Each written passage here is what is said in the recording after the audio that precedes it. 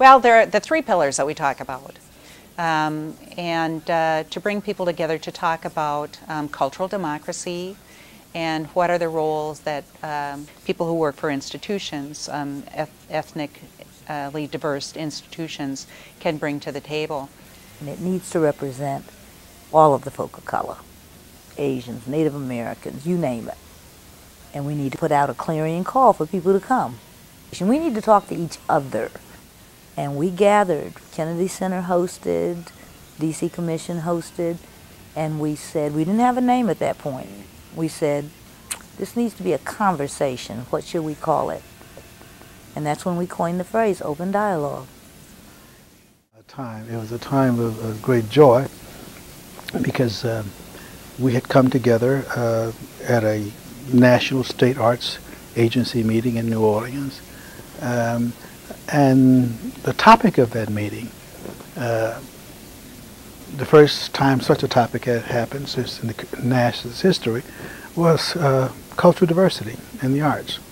And we looked around and we said, you know what, we got Native Americans, Latinos, Asian, Pacific Islanders, African Americans. Who is any more American than us? So we need to be the Association of American Cultures. And when we learn to talk to each other and care about each other, then we can invite other people to the table. And that's how it started. So TAAC has been a point of wisdom for me. I'm now at the point where I want to listen. I don't want to talk. I need to open my ears and hear what you have to say, all of us. As we look forward to sustaining the original vision of TAAC, I'm reminded of the importance of cultural equity and also honoring our cultural legacies, for which there are many. I look forward to our continued conversation and our open dialogue, and I thank you all for the work that you do in your own homes. Thank you.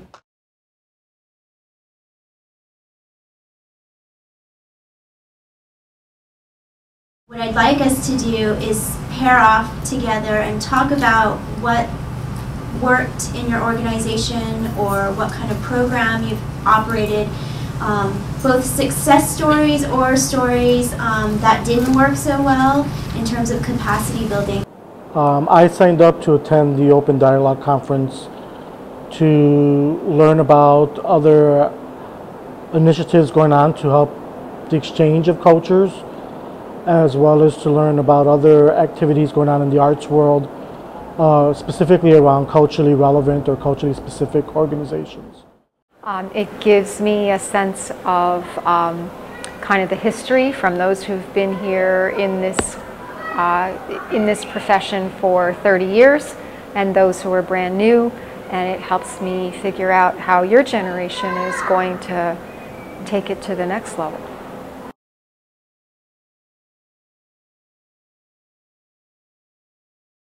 I guess my question is more geared towards the generational collaboration. So with each of your organizations, do you have maybe like junior boards? How are you engaging the youth and the future leaders of that want to go into the fields that you go into? Because I see myself and the people in my peer group that try to break into those, we're not given the opportunity to really shine and contribute like we want to, or given the opportunity to lead and be leaders, and it keeps us from really being able to engage with you in the way that we would really like to.